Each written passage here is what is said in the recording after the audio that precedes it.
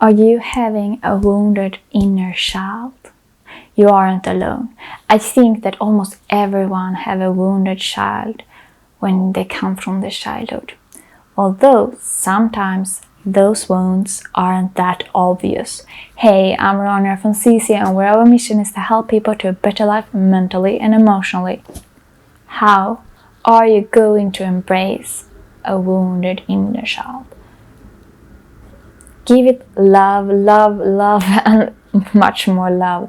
Like, the inner child needs so much love. Most of the times, the inner child wound comes from not feeling loved. Sometimes it comes from other things, but most of the times it comes from not feeling loved. So give it to them. Feel them, hug them, give them love. And if it is something else, try to figure out what it is that you missed when you were a child. What did you need more of? And give it to them. You can go and look, like, if you hasn't, like, a wound that are so obvious wound, like you went through a traumatic experience. Look on the themes of your childhood. Like, you have some things there. Like, I got my first brother I got when I was 12 years old. I went from being the only child, getting all the love and support from not just my parents, but from the whole family. Like, I had cousins, but on one side of my family, I was the first cousin that came. Like, my other cousin comes after myself. I was the oldest one. And I also was the only girl. So being that, like, I got so much attention and so much love. And all of a sudden, like, of course, it takes some time for the kid. Like, I knew my brother would come. Like, I didn't know it was a brother, but I knew it was a sibling that would come. And I did know that for a long time.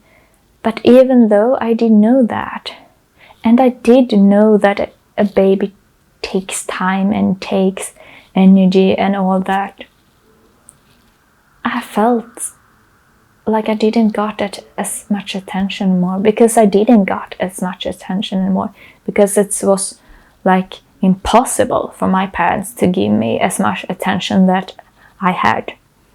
But that made me feel not loved, because I didn't get the attention anymore. I didn't get the most attention. My brother always did get the most attention from my perspective. My parents might have a different opinion, but from my perspective, he got the most. And by being that, like feeling that, it affects me, and it affects how I am. Like, it hasn't affected me like I need to get attention to be loved. But on some level, I need to get acknowledged for what I do good to feel loved. And I sometimes feel like I'm not worthy of love, because those two people that should love me and did love me like all my life, but they had more time to show it before, didn't have the time to show it as much anymore, which meant that in some level of me, I didn't feel loved of those that should love me the most.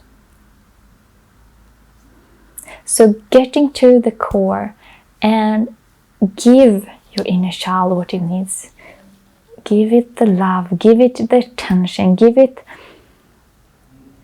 like the acceptance,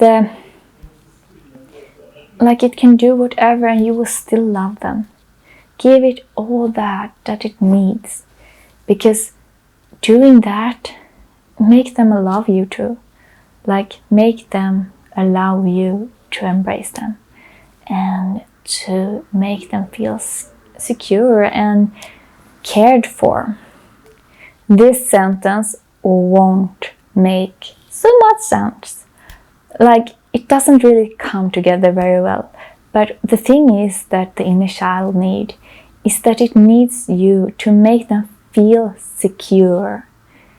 And while you still make those things that make them freak out, so that you take them on the journey where they will freak out, but you still try to make them feel secure and make them see that they don't need to freak out anymore.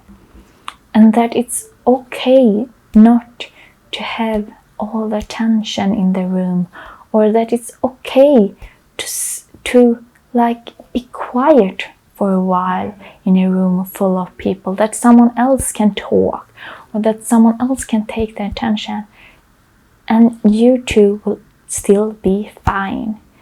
And make them feel that. And you need to do that on a loving way. So how do you take someone with you? Like, even if it's in your child, you can think about it as a person. How do you take someone to a place where they will freak out and make them feel secure, and doing that in a loving way? That's like the core of it.